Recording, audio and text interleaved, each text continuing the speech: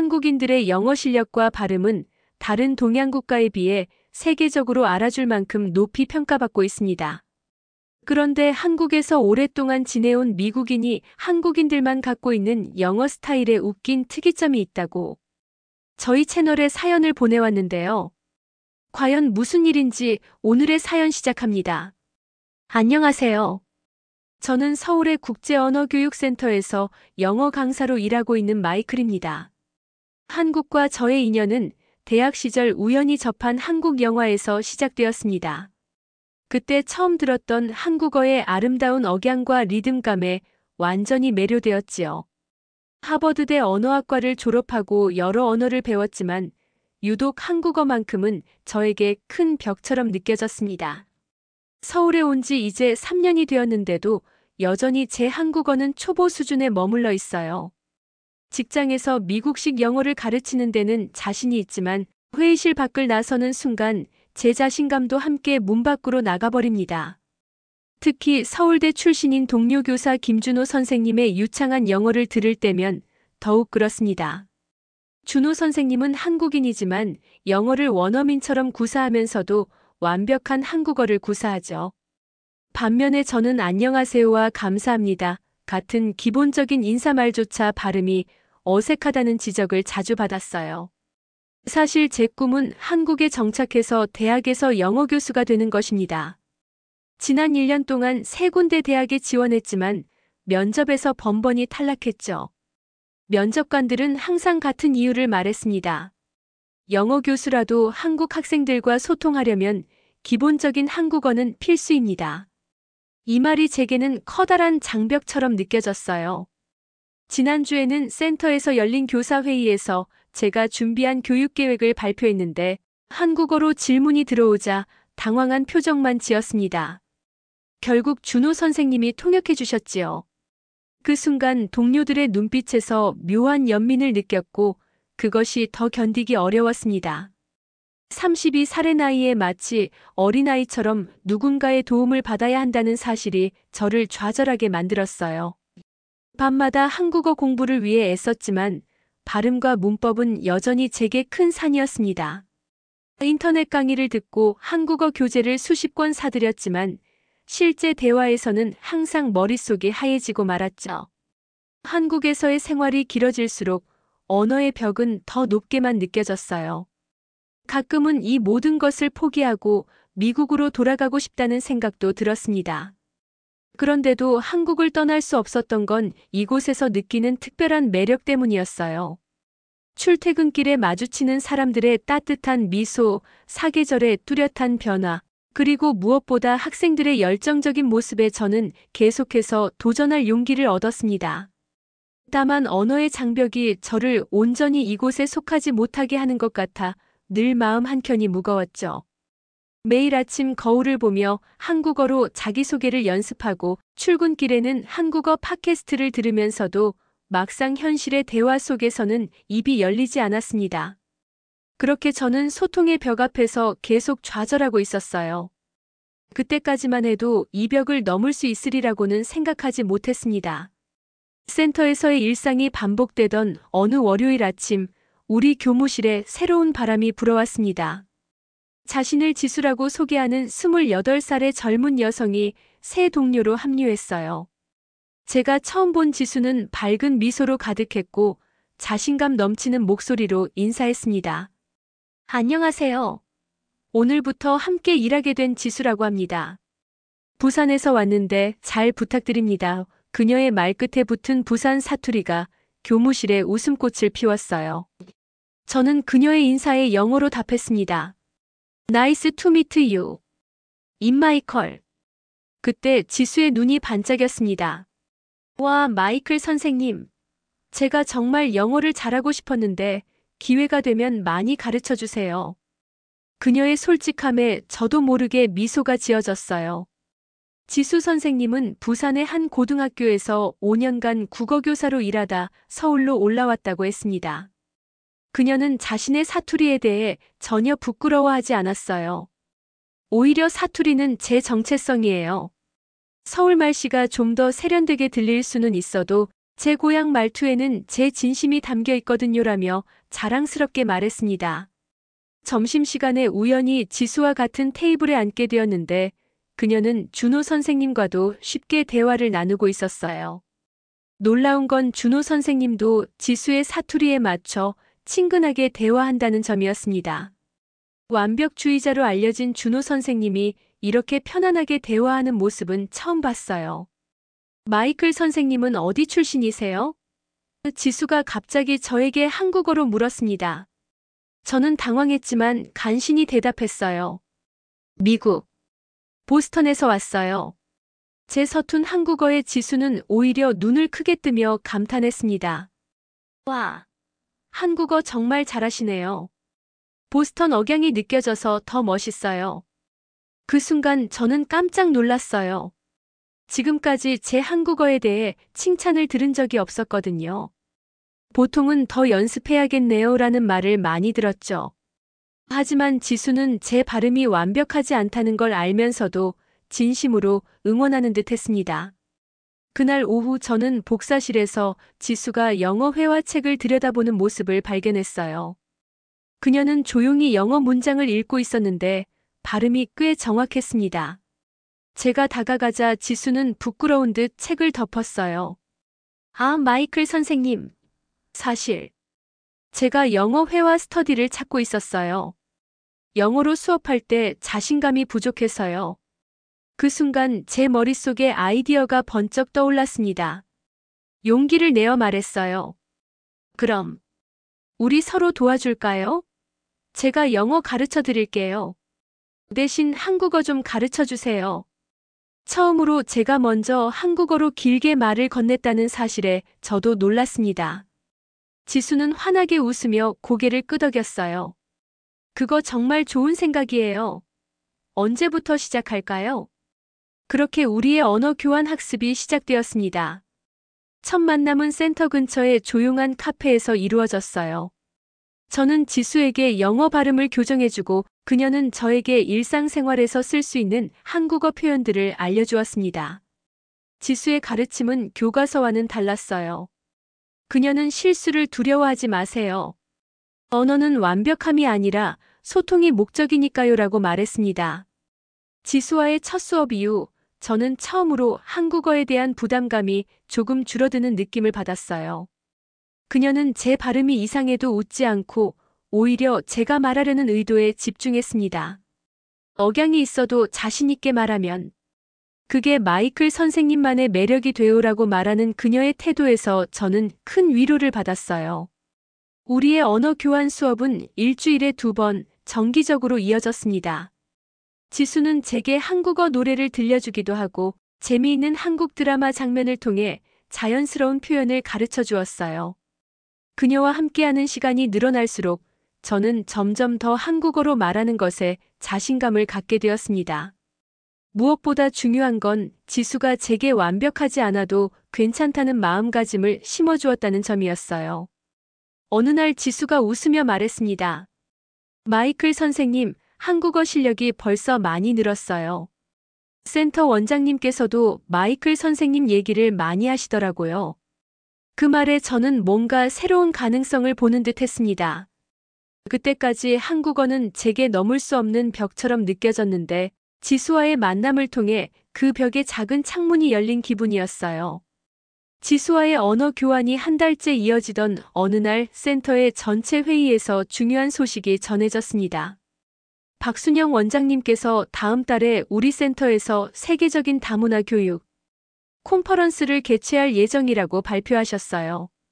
전 세계에서 언어 교육 전문가들이 모이는 큰 행사였습니다. 원장님은 우리 센터의 강사들 중 한 명이 다문화 사회에서의 언어 교육의 역할이라는 주제로 한국어 발표를 맡게 될 것이라고 덧붙이셨죠. 회의가 끝난 후 복도에서 준호 선생님이 저에게 다가왔습니다. 마이클, 이번 발표 나도 지원할 생각인데 너도 해볼 생각 있나? 그의 말에 저는 웃음으로 얼버무렸어요. 한국어로 발표라니 상상조차 할 수 없었으니까요. 하지만 그날 저녁 지수와의 수업에서 이 이야기를 꺼내자 그녀의 반응은 예상 밖이었습니다. 마이클 선생님이 도전해보는 게 어떨까요? 미국인 강사가 한국어로 다문화 교육에 대해 발표한다면 그것만큼 강력한 메시지는 없을 것 같아요. 지수의 눈빛은 진심으로 저를 응원하고 있었어요. 그녀의 말대로 저야말로 다문화 교육의 산증인이었습니다. 하지만 한국어로 발표라니. 정말 가능할까요? 그날 밤 집으로 돌아와 거울 앞에 섰습니다. 안녕하세요. 저는 마이클입니다. 제 발음은 여전히 어색했지만 지수의 말이 계속 머릿속을 맴돌았어요. 완벽한 발음보다 소통하려는 마음이 중요해요. 오랜 고민 끝에 다음 날 아침, 저는 원장님께 발표자로 지원하겠다는 의사를 전했습니다. 원장님은 놀란 표정을 감추지 못하셨어요. 정말요? 마이클 선생님이 한국어로 발표를 하겠다고요? 하지만 이내 환한 미소를 지으셨습니다. 정말 기쁜 소식이네요. 준호 선생님도 지원했으니 두 분의 발표 계획서를 검토한 후 결정하겠습니다.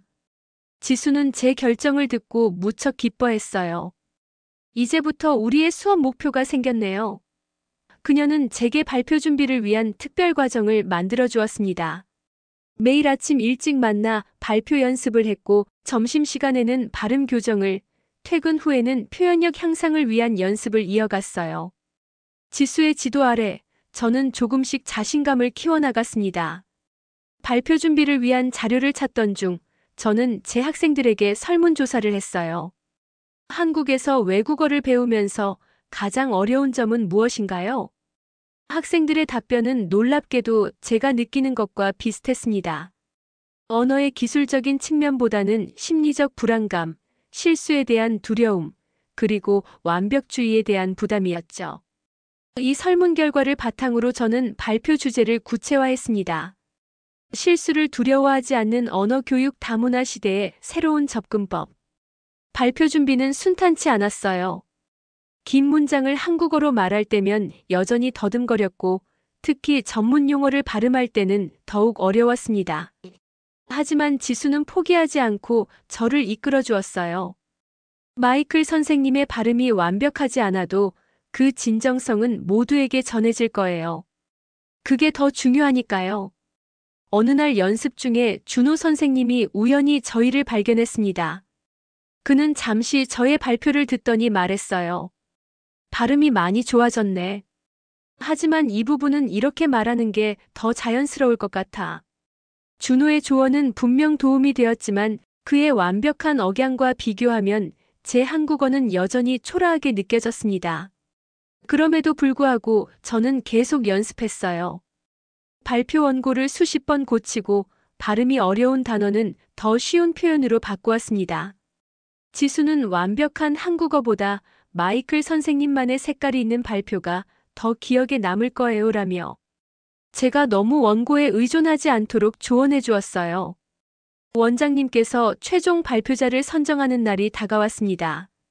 저와 준호는 각자의 발표 계획서를 제출했고 짧은 시연을 보여야 했어요. 준호의 발표는 예상대로 완벽했습니다. 유창한 한국어와 논리적인 구성, 거기에 영어 인용구까지 자연스럽게 섞어 사용하는 그의 모습은 정말 인상적이었어요. 제 차례가 되었을 때 심장이 터질 듯 뛰었습니다. 그동안 연습한 내용을 최대한 자연스럽게 전달하려 노력했어요. 중간에 발음이 틀리기도 하고 문법적 실수도 있었지만 저는 지수가 알려준 대로 거기에 집착하지 않고 계속 이야기를 이어갔습니다. 발표를 마치고 원장님의 표정을 살폈어요. 그녀의 얼굴에는 미소가 번져 있었습니다. 다음 날 아침 원장님께서 결정을 발표하셨어요. 많은 고민 끝에 이번 콘퍼런스의 발표자로 마이클 선생님을 선정했습니다. 저는 믿을 수 없었어요. 준호를 포함한 모든 동료들이 박수를 쳤고 지수는 환하게 웃으며 엄지손가락을 치켜 세웠습니다. 원장님은 이어서 말씀하셨어요. 마이클 선생님의 발표가 비록 완벽한 한국어는 아니었지만 그 안에 담긴 진정성과 다문화적 시각이 이번 콘퍼런스의 취지와 가장 잘 맞았습니다. 그날 저는 처음으로 한국에서의 제 존재 가치를 느꼈습니다. 언어의 벽을 완전히 허물지는 못했지만 그 벽을 넘어 소통하려는 노력이 인정받은 것 같아 가슴이 벅찼어요. 하지만 이것은 시작에 불과했습니다. 이제 진짜 도전은 수백 명의 관중 앞에서 한국어로 발표하는 것이었으니까요. 콘퍼런스까지 한 달. 매일 아침 출근하기 전에 2시간씩 발표 연습을 하고 퇴근 후에도 지수와 함께 발표 내용을 다듬었습니다. 서툰 한국어로 20분간 발표해야 한다는 부담감은 날이 갈수록 커져갔어요. 동료들의 격려에도 불구하고 밤마다 불안한 꿈을 꾸기 시작했습니다.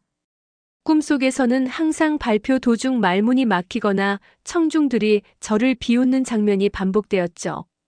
어느 날 발표 자료를 준비하고 있을 때 준호가 교무실로 찾아왔습니다. 마이클, 발표 준비는 잘 돼가?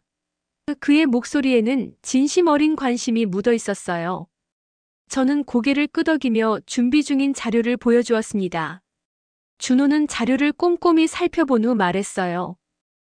내용은 좋은데 표현이 좀 어색하네. 이 부분은 이렇게 고치는 게 어때? 준호의 조언은 분명 도움이 되었지만 그가 고쳐준 표현들은 제가 발음하기 너무 어려웠어요. 이 표현이 더 격식에 맞고 세련되긴 한데 내가 편하게 말할 수 있는 걸로 하는 게 좋지 않을까? 그의 말에 저는 고개를 끄덕였지만 마음속으로는 자신감이 떨어지고 있었습니다. 준호의 완벽한 한국어와 비교하면 제 발표는 유치원생 수준처럼 느껴졌으니까요. 그날 이후 준호는 자주 제 발표 연습을 지켜보며 조언을 해주었습니다. 그의 의도는 순수했지만 매번 수정사항이 쌓여갈수록 저는 점점 더 혼란스러워졌어요. 원래 지수와 함께 준비했던 자연스러운 표현들이 모두 격식 있는 문장으로 바뀌어갔고 제가 편하게 말할 수 있는 문장들은 점점 사라져갔습니다. 지수는 제 변화를 눈치챘어요. 마이클 선생님, 요즘 발표할 때 표정이 굳어진 것 같아요. 무슨 일 있으세요? 저는 한숨을 쉬며 상황을 설명했습니다. 준호가 많이 도와주는데 그가 알려준 표현들은 너무 어려워. 게다가 원장님 앞에서 실수하면 어쩌나 걱정돼. 지수는 잠시 생각하더니 말했어요. 준호 선생님의 조언은 분명 좋은 의도에서 나온 거예요. 하지만 마이클 선생님만의 색깔을 잃어버리면 안 돼요. 외국인 억양이 있는 한국어도 충분히 매력적이에요. 그리고 콘퍼런스에 오는 사람들은 완벽한 한국어를 듣기 위해 오는 게 아니라 마이클 선생님의 경험과 통찰을 듣기 위해 오는 거잖아요. 그녀의 말에 위안을 얻었지만 마음속 불안은 쉽게 가라앉지 않았습니다. 더군다나 그날 저녁에는 미국에 계신 부모님께서 전화로 이야기하셨어요. 마이클, 언제까지 한국에 머물 생각이니? 보스턴 대학에서 자리가 난다는 소식을 들었단다. 내가 돌아오면 좋겠구나. 부모님의 말씀에 저는 더욱 혼란스러워졌습니다. 미국으로 돌아가면 언어의 벽 없이 편안하게 일할 수 있을 테고 학계에서도 인정받을 기회가 많을 거예요. 하지만 한국에서의 3년은 제게 특별한 경험이었고 이곳에서 이루고 싶은 꿈도 있었습니다. 게다가 이제는 지수라는 특별한 인연도 생겼죠. 발표 준비는 계속되었지만 마음속 갈등은 점점 깊어졌어요. 어느 날 연습실에서 혼자 발표 연습을 하고 있을 때 문득 제가 왜 이 발표를 하려는지 의문이 들었습니다. 한국어로 발표해서 누구에게 인정받고 싶은 걸까? 진정한 목표는 무엇일까? 이런 생각들이 머릿속을 맴돌았어요. 그때 원장님이 연습실 문을 노크하셨습니다. 마이클 선생님, 잠시 이야기 좀 나눌까요? 원장님은 제 발표 준비가 어떻게 진행되고 있는지 물으셨고 저는 솔직하게 제 고민을 말씀드렸어요. 원장님, 제가 한국어로 이 발표를 잘할 수 있을지 자신이 없습니다. 준호 선생님처럼 유창하게 말할 수 없으니까요. 원장님은 잠시 생각하시더니 미소를 지으셨습니다. 마이클 선생님, 우리가 선생님을 발표자로 선정한 이유는 유창한 한국어 때문이 아니었어요. 선생님의 진정성과 다문화적 시각 때문이었죠. 완벽한 한국어보다 중요한 것은 선생님의 메시지예요. 준호 선생님의 조언은 참고만 하시고 선생님만의 방식으로 발표하셔도 충분합니다. 원장님의 말씀에 용기를 얻었지만 여전히 마음속에는 불안감이 자리 잡고 있었어요. 컨퍼런스 날짜는 점점 다가오고 준호의 조언과 지수의 격려 사이에서 저는 계속 갈팡질팡했습니다. 발표 원고는 매일 조금씩 바뀌었고 연습할 때마다 더 혼란스러워졌어요. 그러던 어느 날 센터의 한 학생이 저에게 다가왔습니다. 마이클 선생님, 영어 수업 정말 재미있어요. 선생님이 한국어로 설명할 때 발음이 어색해도 오히려 그게 더 기억에 남아요. 우리가 영어 발음 틀릴 때 이해해 주시는 것처럼 우리도 선생님의 한국어를 응원하고 있어요. 그 학생의 말은 제게 큰 울림을 주었습니다. 그동안 저는 완벽한 한국어를 추구하느라 정작 제가 전달하고자 하는 메시지의 본질을 잊고 있었던 거예요. 언어는 단순한 도구일 뿐 중요한 것은 그 안에 담긴 진심이라는 사실을 말이죠. 그날 밤 저는 발표 원고를 처음부터 다시 썼습니다. 준호가 알려준 세련된 표현들 대신 제가 편안하게 말할 수 있는 문장들로요. 비록 문법적으로 완벽하지 않을지라도 제 경험과 생각을 솔직하게 담았습니다. 그리고 처음으로 원고 없이 발표하는 연습을 해보았어요. 놀랍게도 실수가 많았지만 오히려 마음은 더 편안했습니다. 컨퍼런스가 일주일 앞으로 다가왔을 때 예상치 못한 소식이 들려왔어요. 준호의 어머니께서 갑자기 많이 편찮으셔서 그가 부산으로 내려가야 한다는 소식이었습니다. 준호는 떠나기 전 저를 찾아와 미안하다는 말과 함께 응원의 메시지를 전했어요. 마이클, 내가 할 수 있다는 걸 알아. 내가 없어도 충분히 잘 해낼 거야. 화이팅! 준호가 떠난 후 저는 오히려 마음의 부담이 줄어드는 것을 느꼈습니다. 이제 저만의 방식으로 발표를 준비할 수 있게 된 거죠. 지수는 계속해서 제 옆에서 든든한 지원군이 되어주었고 덕분에 조금씩 자신감을 회복할 수 있었어요. 컨퍼런스 당일이 다가올수록 긴장감은 커졌지만 동시에 이 도전을 통해 한 단계 성장할 수 있을 거라는 기대감도 생겼습니다. 컨퍼런스를 준비하는 과정에서 저는 센터의 다른 면모를 볼 기회가 많아졌습니다. 특히 박순영 원장님과 자주 대화를 나누게 되었는데 그녀의 교육 철학과 센터를 이끌어온 열정에 깊은 감명을 받았어요. 원장님은 이런저런 이야기 끝에 문득 말씀하셨습니다. 사실 올해가 저의 마지막 해예요. 내년부터는 후임자에게 센터를 맡기고 은퇴할 계획이에요. 그 말씀에 저는 놀랐습니다. 원장님은 50대 중반으로 아직 활발히 활동할 나이였고 센터 운영에도 열정적이셨거든요. 왜 벌써 은퇴를 생각하시는 건가요? 제가 조심스럽게 물었습니다. 원장님은 잠시 창밖을 바라보시더니 말씀하셨어요. 20년 넘게 이 일을 해왔어요. 이제는 제 경험을 바탕으로 다른 일을 해볼 때가 된 것 같아요. 유네스코에서 다문화 교육 프로그램을 개발하는 일에 참여하려고 해요. 그런데 그보다 더 중요한 건 이 센터를 이끌어갈 적임자를 찾는 일이죠. 원장님의 말씀을 들으며 저는 센터의 미래에 대해 생각해 보았습니다. 이곳은 단순한 언어 교육 기관이 아니라 다양한 문화가 공존하는 작은 지구촌 같았어요. 한국인 학생들은 외국어를 배우고 외국인들은 한국어와 한국 문화를 접하며 서로의 차이를 존중하는 법을 배우는 곳이었죠. 마이클 선생님께서는 이 센터에 대해 어떻게 생각하세요? 원장님의 갑작스러운 질문에 저는 솔직하게 마음을 열었습니다. 이곳은 제게 단순한 직장이 아니에요. 제가 한국에서 소속감을 느끼는 유일한 공간이고 다양한 배경을 가진 사람들이 서로를 이해하려고 노력하는 특별한 장소라고 생각합니다. 원장님은 만족스러운 표정으로 고개를 끄덕이셨어요. 그렇게 생각해 주어서 기쁘네요. 사실 후임자를 찾는 과정에서 마이클 선생님도 고려하고 있었어요. 제 귀를 의심했습니다. 저요? 하지만 저는 외국인이고 한국어도. 원장님은 제 말을 부드럽게 끊으셨어요. 언어는 시간이 지나면 향상됩니다. 하지만 교육에 대한 열정과 다문화적 시각은 쉽게 얻을 수 있는 것이 아니에요. 마이클 선생님은 그 두 가지를 모두 갖추고 있어요. 물론 한국 기관을 이끌기 위해서는 한국어 소통 능력이 필수적이긴 하지만요. 그 대화 이후 저는 새로운 꿈을 품게 되었습니다. 단순히 한국에서 영어 교수가 되는 것이 아니라 이 특별한 센터를 이끌어갈 수 있다면 얼마나 의미 있을까요? 하지만 동시에 큰 부담감도 느꼈어요.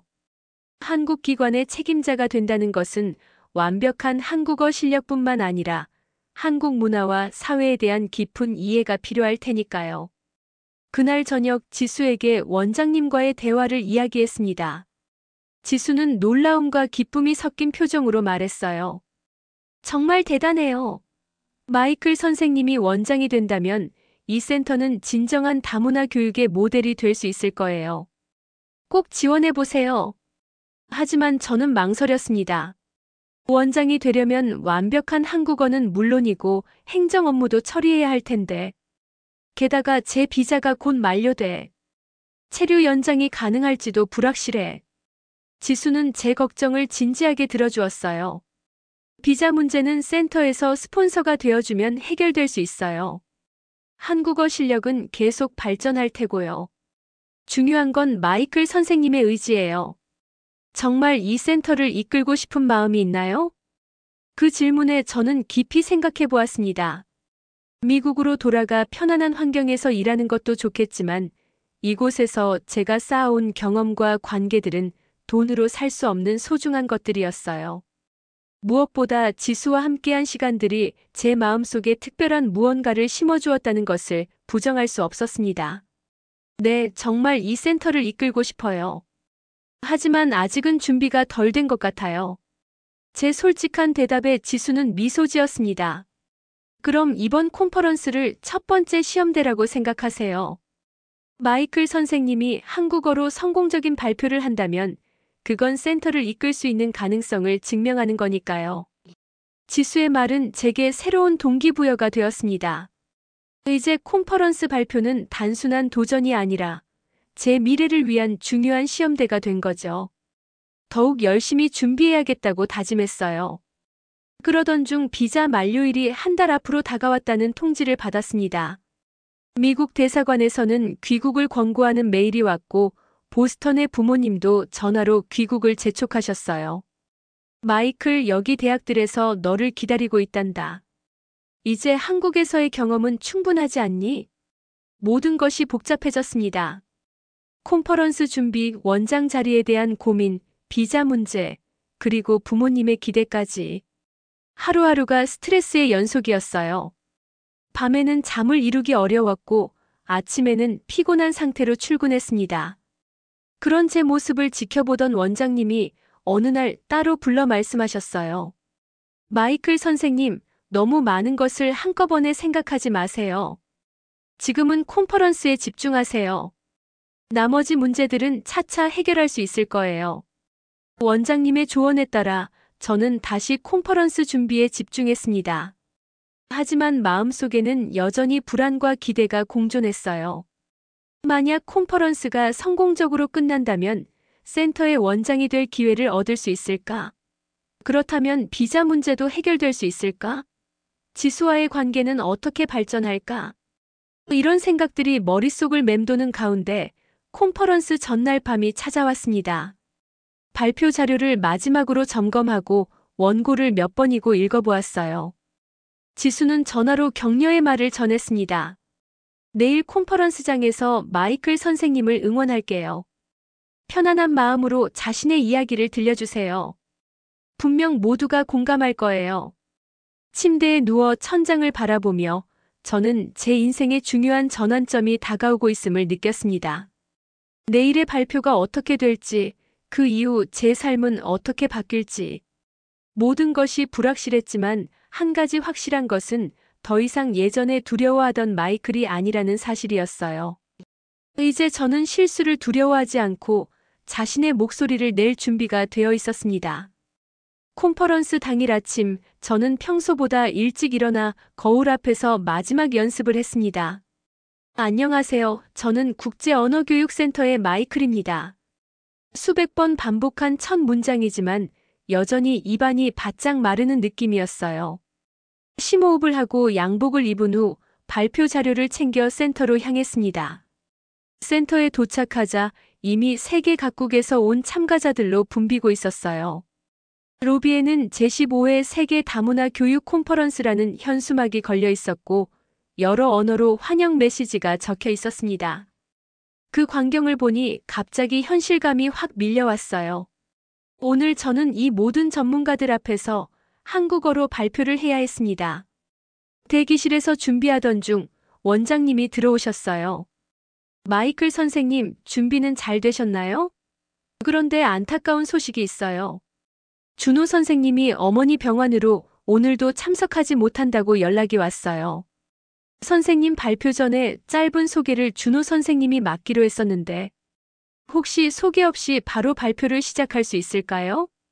준호의 불참 소식에 저는 복잡한 감정이 들었습니다. 한편으로는 그의 유창한 한국어와 비교되지 않아 다행이라는 생각도 들었지만 다른 한편으로는 그의 소개가 있었다면 청중들에게 더 신뢰를 줄 수 있었을 텐데 하는 아쉬움도 있었어요. 괜찮습니다, 원장님. 제가 직접 시작할게요. 제 대답에 원장님은 안심한 표정으로 고개를 끄덕이셨습니다. 창밖을 보니 비가 내리기 시작했어요. 마치 제 긴장된 마음을 반영하는 듯 했습니다. 시간이 다가올수록 심장은 더 빠르게 뛰었고 손바닥에는 땀이 배어났어요. 그때 문이 열리며 지수가 들어왔습니다. 마이클 선생님, 괜찮으세요? 얼굴이 하얘요. 지수는 걱정스러운 표정으로 물었습니다. 긴장이 너무 돼서. 갑자기 한국어 단어들이 하나도 생각나지 않아. 제 솔직한 고백에 지수는 따뜻한 미소를 지었어요. 지금까지 해온 것처럼만 하면 돼요. 원고에 의존하지 말고 마이클 선생님의 진심을 전하세요. 청중들은 완벽한 한국어를 기대하는 게 아니라 선생님의 경험과 통찰을 듣기 위해 왔어요. 지수의 말에 저는 깊이 고개를 끄덕였습니다. 이제 곧 제 차례였어요. 발표장 밖에서 사회자의 목소리가 들렸습니다. 다음은 실수를 두려워하지 않는 언어교육 다문화 시대의 새로운 접근법이라는 주제로 국제언어교육센터의 마이클 교사가 발표하겠습니다. 박수 소리와 함께 저는 단상으로 올라갔습니다. 300여 명의 청중이 저를 바라보고 있었어요. 다양한 인종과 국적의 사람들이 기대에 찬 눈빛으로 저를 주시했습니다.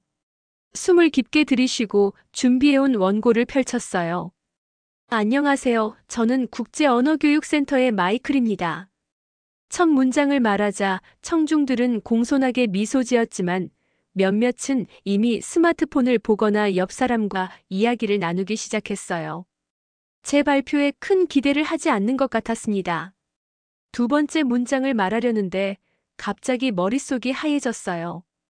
준비한 원고의 단어들이 춤을 추는 것 같았고 발음이 꼬였습니다. 잠시 침묵이 흘렀어요. 청중들의 시선이 불편하게 느껴졌고 자신감이 순식간에 무너져 내렸습니다. 그 순간 객석에서 지수의 얼굴이 보였어요. 그녀는 조용히 미소 지으며 응원의 눈빛을 보내고 있었습니다. 문득 지수가 했던 말이 떠올랐어요. 완벽한 발음보다 소통하려는 마음이 중요해요.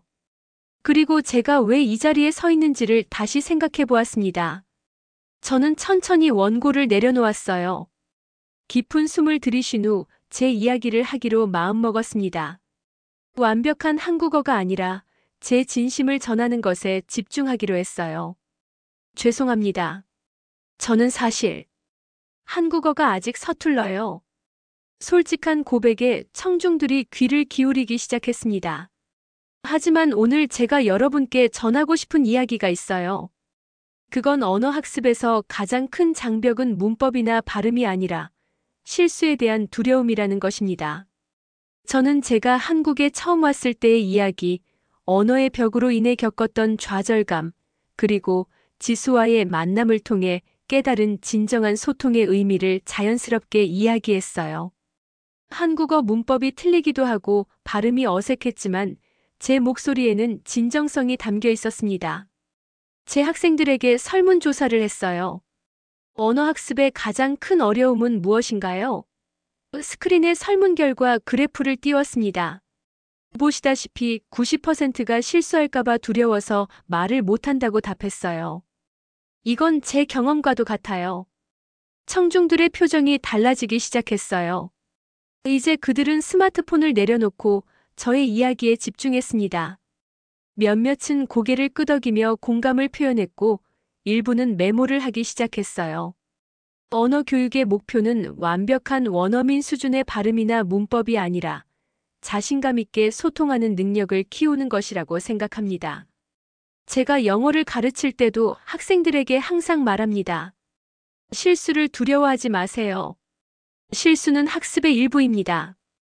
발표가 진행될수록 저는 더 자신감을 얻었고 청중들과의 교감도 깊어졌습니다. 원고에 의존하지 않고 제 경험과 생각을 솔직하게 나누었어요.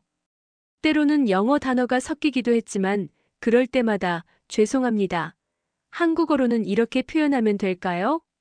라고 물으며 청중들과 소통했습니다. 발표 중간에는 참가자들이 짝을 지어 자신의 언어 학습 경험을 나누는 간단한 활동도 진행했어요. 처음에는 어색했지만 곧 회의장은 다양한 언어의 웃음소리로 가득 찼습니다. 그 순간 저는 깨달았어요. 진정한 다문화 교육은 이런 것이구나. 서로의 실수를 웃음으로 받아들이고 그 과정에서 함께 배우는 것. 발표를 마무리하며 저는 말했습니다. 오늘 제가 완벽한 한국어로 발표하지 못해 죄송합니다. 하지만 여러분이 제 실수를 이해해 주신 것처럼 우리도 학생들의 실수를 이해하고 격려해야 한다고 생각합니다. 언어는 완벽함을 위한 도구가 아니라 서로를 이해하기 위한 다리입니다. 마지막 말을 마치자 잠시 침묵이 흘렀어요. 그리고 갑자기 한 사람이 자리에서 일어나 박수를 치기 시작했습니다. 이내 모든 청중이 기립박수를 보내주었어요. 그들의 얼굴에는 감동과 공감의 표정이 역력했습니다. 단상에서 내려오자 지수가 달려와 저를 꼭 안아주었어요. 정말 멋있었어요. 마이클 선생님의 진심이 모두에게 전해졌어요. 그녀의 눈에는 눈물이 맺혀 있었습니다. 원장님도 다가오셔서 제 손을 꼭 잡으셨어요. 마이클 선생님, 오늘 발표는 우리 센터가 추구하는 가치를 완벽하게 보여주었습니다. 정말 자랑스러워요. 컨퍼런스가 끝난 후 많은 참가자들이 저에게 명함을 건네며 더 이야기를 나누고 싶다고 했습니다.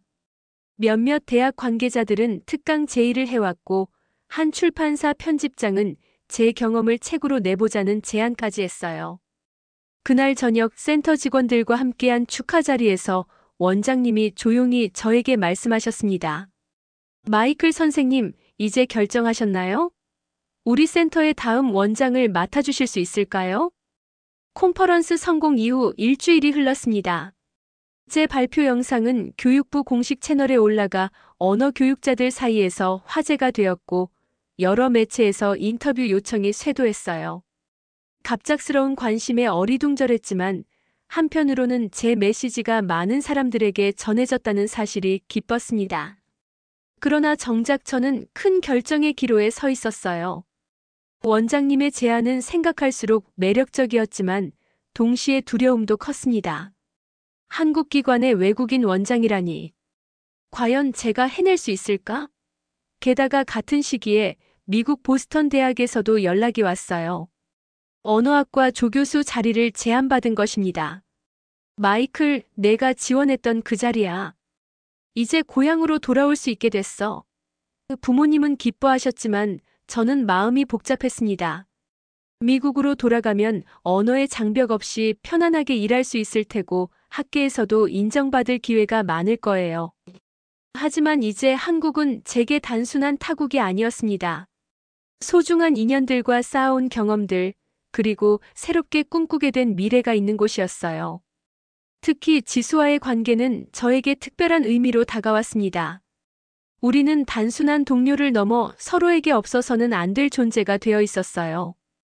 그녀와 함께한 시간들, 서로의 문화를 나누고 서로의 언어를 가르치며 쌓아온 추억들이 제 마음속에 깊이 자리 잡고 있었습니다.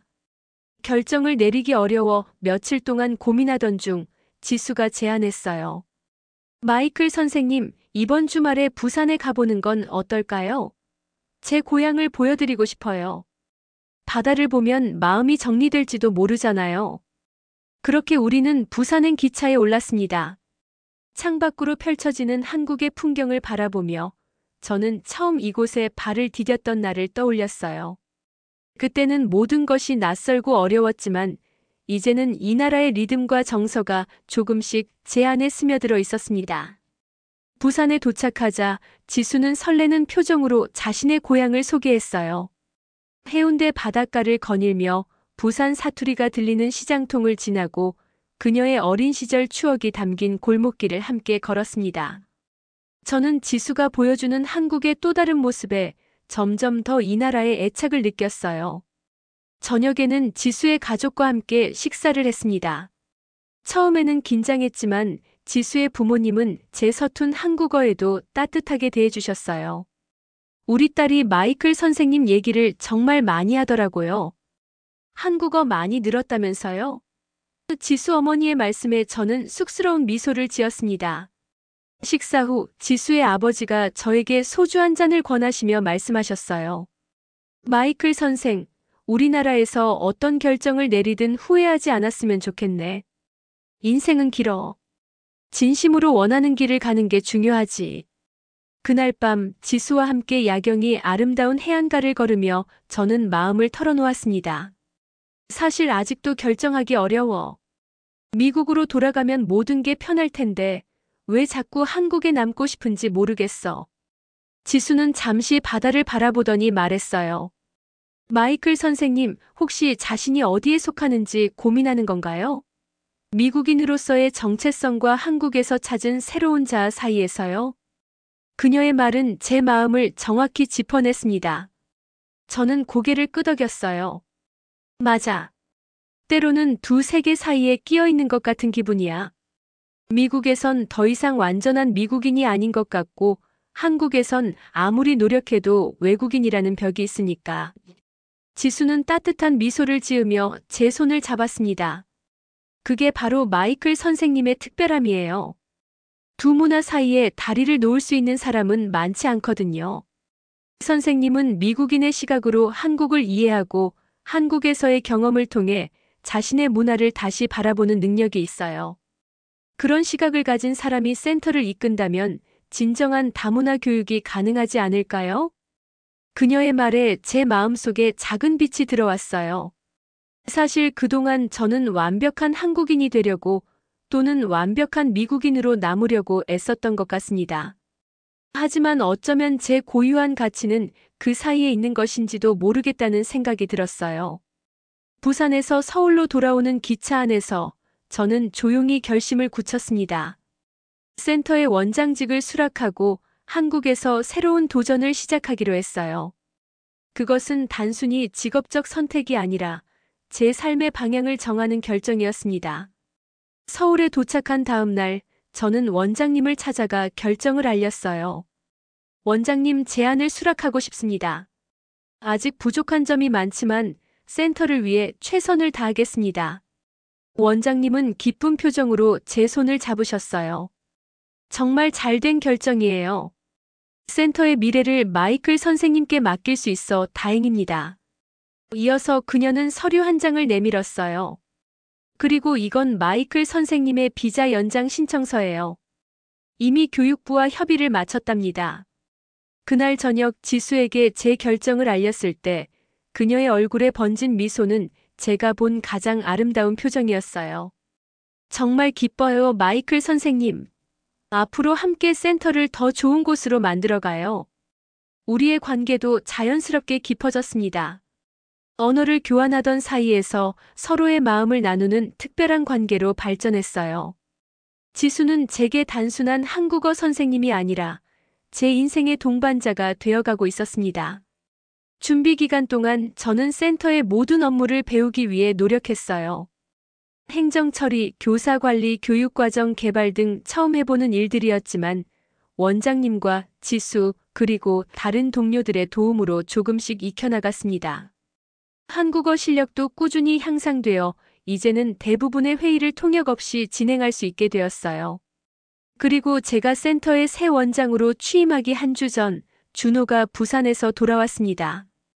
어머니의 건강이 호전되어 다시 일상으로 복귀한 것이죠. 그는 제가 원장이 된다는 소식을 듣고 진심으로 축하해 주었어요. 내가 원장이 된다니 놀랍다. 하지만 내가 가장 적합한 사람이라고 생각해. 준호와 함께 커피를 마시며 이야기를 나누던 중 저는 조심스럽게 물었습니다. 준호야, 솔직히 말해봐. 내가 한국어도 서툰데 이 센터를 잘 이끌 수 있을까? 준호는 잠시 생각하더니 미소를 지었어요. 마이클, 너는 특별한 시각을 가지고 있어. 너의 불완전한 한국어가 오히려 강점이 될 수 있어. 왜냐하면 그게 진정한 다문화 교육의 본질을 보여주니까. 완벽함이 아니라 소통의 의지와 서로에 대한 존중, 그걸 너는 몸소 보여주고 있잖아. 그의 말은 제게 큰 위안과 자신감을 주었습니다. 그리고 그날 저는 처음으로 제 자신을 있는 그대로 받아들이기 시작했어요. 미국인도 한국인도 아닌 두 문화 사이에서 다리를 놓는 존재로서의 저 자신을 말이죠. 취임식 전날 밤 저는 오랜만에 고요한 마음으로 잠들 수 있었습니다. 이제 저는 제가 가야 할 길을 찾았고 그 길을 함께 걸을 소중한 사람들도 곁에 있었으니까요. 더 이상 언어의 완벽함을 추구하지 않고 진정한 소통과 이해를 위해 끊임없이 배우고 성장하는 살. 그것이 제가 선택한 길이었습니다. 공식적으로 센터의 원장이 된 지 한 달이 지났습니다. 취임식 날 교육부 관계자들과 센터의 모든 구성원들이 참석한 가운데 저는 한국어로 취임사를 했어요. 여전히 발음은 어색했지만 더 이상 그것에 신경 쓰지 않았습니다. 이제 저에게 중요한 것은 진정성 있는 소통이었으니까요. 새로운 원장으로서 저는 센터의 다양한 변화를 시도했어요. 외국인 교사와 한국인 교사가 팀을 이루어 수업을 진행하는 협력 교육 시스템을 도입했고, 학생들이 자신의 문화를 소개하는 글로벌 페스티벌도 계획했습니다. 지수는 교육 프로그램 담당 부원장으로서 제 옆에서 큰 도움이 되어 주었어요. 그러나 모든 변화가 순조롭게 받아들여진 것은 아니었습니다. 어느 날 아침 센터 앞에 학부모 몇 명이 모여 있는 것을 발견했어요. 그들은 외국인이 우리 아이들을 가르치나요? 라는 팻말을 들고 있었습니다. 저는 당황했지만 침착하게 그들에게 다가가 대화를 시도했어요. 안녕하세요. 저는 센터 원장 마이클입니다. 무슨 일로 이렇게 오셨나요? 제가 한국어로 말하자 학부모들은 잠시 당황한 기색이었습니다. 한 학부모가 앞으로 나섰어요. 우리는 외국인 원장이 한국 교육기관을 운영하는 것에 반대합니다. 한국 문화와 교육 시스템을 제대로 이해하지 못할 테니까요. 그들의 우려는 이해할 수 있었습니다. 저는 학부모들을 센터 안으로 초대해 대화를 나누기로 했어요. 회의실에서 저는 제 비전과 센터가 추구하는 가치에 대해 솔직하게 이야기했습니다. 저는 한국 문화를 완벽히 이해하지 못할 수도 있습니다. 하지만 그렇기 때문에 더 배우려고 노력하고 있어요. 그리고 이곳은 단순한 언어 교육기관이 아니라 서로 다른 문화가 만나 이해하는 공간이라고 생각합니다. 몇몇 학부모들은 고개를 끄덕였지만 여전히 의구심을 품은 눈빛이었어요. 그날 저녁 지수와 함께 대책을 논의했습니다. 학부모님들의 우려를 해소하려면 어떻게 해야 할까요? 역시 한국어가 더 유창해져야 할까요? 지수는 생각에 잠겼다가 말했어요. 언어보다 더 중요한 건 신뢰예요. 학부모님들이 센터와 마이클 선생님을 믿을 수 있게 해야 해요. 오픈하우스를 열어서 학부모님들이 직접 센터의 프로그램을 경험하게 하는 건 어떨까요? 그녀의 제안대로 우리는 학부모와 함께하는 글로벌 교육 체험의 날을 계획했습니다. 학부모들이 직접 다양한 문화 체험과 언어 수업에 참여할 수 있는 행사였어요.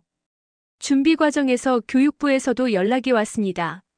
한국어 능력 평가를 통해 제 한국어 실력을 검증하겠다는 것이었어요.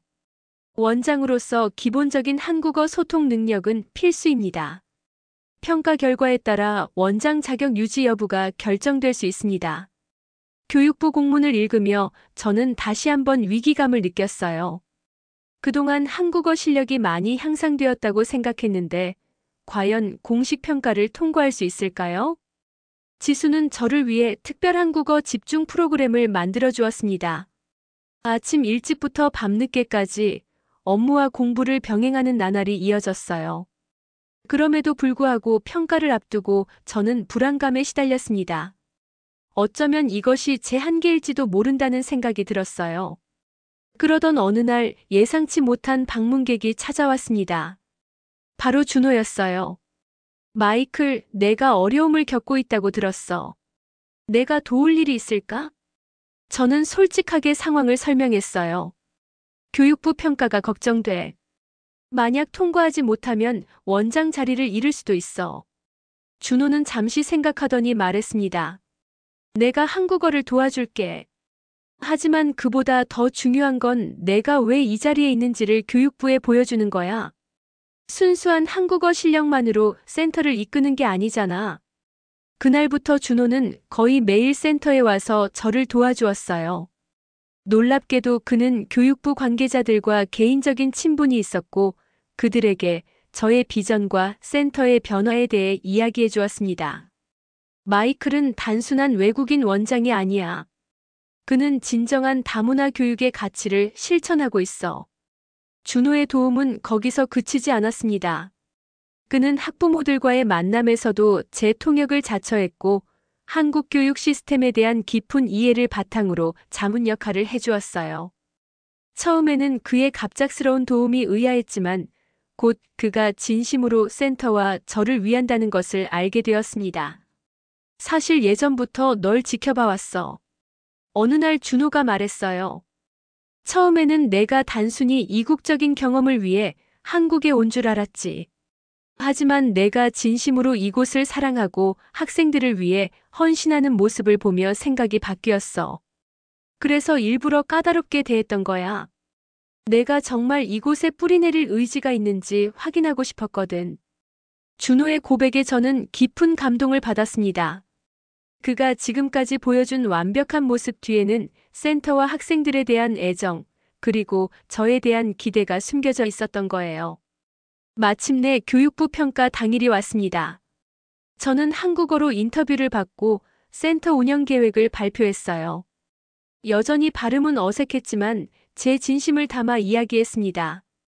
저는 완벽한 한국어를 구사하지 못합니다. 하지만 이 센터가 진정한 다문화 교육의 장이 되기 위해 최선을 다하고 있습니다. 언어는 완벽함이 아닌 소통의 도구라고 믿습니다. 평가 결과가 나오기까지 일주일이 걸렸어요. 그 기간 동안 우리는 계획대로 학부모와 함께하는 글로벌 교육 체험의 날을 진행했습니다. 학부모들은 직접 다양한 문화 체험과 언어 수업에 참여하며 센터의 교육 철학을 경험했어요. 행사가 끝난 후 처음에 가장 강하게 반대했던 학부모가 저에게 다가왔습니다. 원장님, 솔직히 처음에는 외국인이 우리 아이들을 가르친다는 것이 못마땅했어요.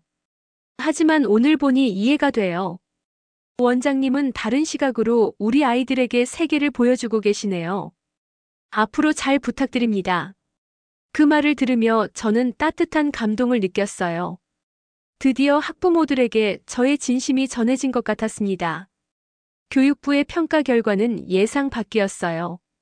마이클 원장의 한국어 실력은 기준에 약간 미치지 못하나 센터 운영과 교육 철학 그리고 다문화적 접근 방식은 매우 우수하다. 조건부로 원장 자격을 유지하되 1년 내에 한국어 능력 시험 중급 이상을 취득할 것을 권고한다. 그것은 도전이자 기회였습니다. 저는 기쁜 마음으로 그 조건을 수락했어요. 이제 저와 지수 그리고 준호는 더 긴밀한 팀이 되어 센터를 이끌어가게 되었습니다. 준호는 공식적으로 부원장이 되어 한국 교육 과정을 담당했고 지수는 다문화 프로그램을 맡았어요. 우리 센터는 점점 더 진정한 다문화 교육의 장으로 거듭나고 있었습니다. 외국인 학생들은 한국 문화를 배우고 한국인 학생들은 세계를 향해 시야를 넓혔어요. 무엇보다 중요한 것은 모두가 서로의 불완전함을 이해하고 존중하는 법을 배우고 있다는 점이었습니다. 어느 날 저녁 지수와 함께 센터 옥상에서 서울의 야경을 바라보며 이야기를 나누었어요. 지수야, 내가 처음 한국에 왔을 때는 이렇게 될 줄 몰랐어. 늘 언어의 벽에 갇혀 있다고 생각했는데 이제는 그 벽이 오히려 내 강점이 된 것 같아. 지수는 제 손을 꼭 잡으며 미소 지었습니다. 마이클 선생님은 한국에서 자신만의 색깔을 찾았어요. 완벽한 한국인도 완벽한 미국인도 아닌 두 세계를 이어주는 다리가 되었어요. 그 순간 저는 제 인생의 여정이 새로운 단계에 접어들었음을 느꼈습니다. 언어의 완벽함을 추구하던 시절을 지나 이제는 진정한 소통의 가치를 발견한 거예요. 그리고 그 과정에서 소중한 사람들과의 인연, 특히 지수와의 특별한 관계도 얻게 되었습니다. 센터는 이제 교육부의 다문화 교육 모델 기관으로 지정되었고 전국에서 교사들이 우리의 프로그램을 배우러 찾아왔어요. 준호는 자신의 완벽주의를 내려놓고 학생들의 실수를 더 너그럽게 받아들이게 되었고 지수는 더 넓은 세계로 나아갈 자신감을 얻었습니다. 그리고 저 마이클은 한국에서의 정체성을 온전히 받아들이게 되었어요. 더 이상 한국어가 완벽하지 않다는 것에 좌절하지 않고 오히려 그것을 통해 학생들에게 중요한 교훈을 전할 수 있었습니다. 실수를 두려워하지 마세요. 중요한 건 계속해서 소통하려는 의지입니다. 이제 저는 매일 아침 센터로 향하는 길에 감사함을 느낍니다. 처음 한국에 왔을 때의 두려움과 좌절감은 사라지고 대신 새로운 도전에 대한 기대와 흥분이 가득합니다. 지수와의 관계도 더욱 깊어져 우리는 이제 함께 미래를 계획하고 있어요. 언어는 단순한 의사소통의 도구를 넘어 서로의 문화와 마음을 이해하는 다리라는 것을 배웠습니다. 그리고 가장 중요한 것은 완벽함이 아니라 진정성이라는 사실도요. 저의 여정은 이제 막 시작되었습니다. 두 문화 사이에서, 두 언어 사이에서 저만의 목소리를 찾아가는 여정. 그 길에 지수와 준호 그리고 많은 학생들이 함께하고 있어 더없이 행복합니다. 인생은 때로 우리가 계획하지 않은 방향으로 흘러가지만 그 속에서 진정한 자아를 발견할 때 비로소 우리는 온전한 행복을 찾을 수 있는 것 같아요. 저에게 한국은 더 이상 타국이 아닙니다. 이곳은 이제 제 마음의 고향, 제가 진정한 제 자신을 찾은 곳이 되었습니다.